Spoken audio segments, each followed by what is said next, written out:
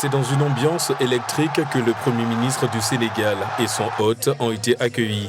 Ousmane Sonko, en sa qualité de président du PASTEF, et son homologue du parti, la France Insoumise, Jean-Luc Mélenchon, ont animé une conférence à l'UCAD.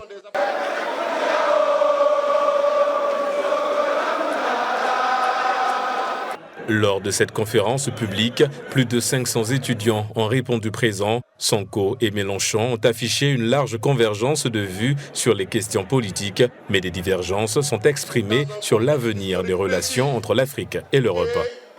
Trop souvent, les discours simplistes occultent la richesse des interactions passées et présentes entre nos continents.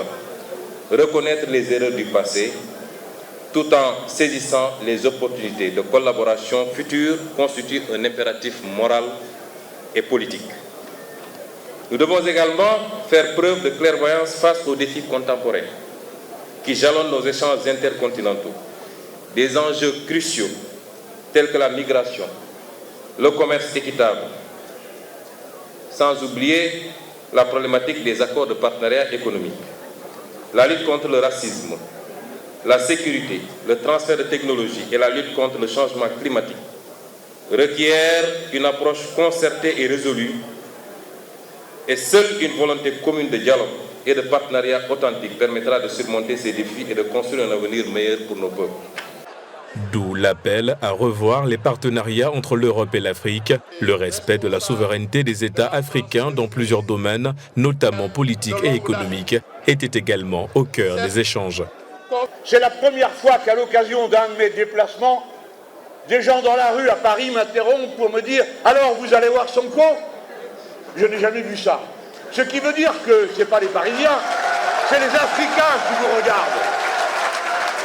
Et notre devoir, à vous, les plus jeunes, aux autorités et à nous, qui sommes vos amis et vos partenaires, est un devoir de dignité dans l'action et dans sa conduite, de manière à ce que nous soyons un encouragement à l'action des autres, et non des repoussoirs parce que nous commettrions l'erreur de jugement hâtif.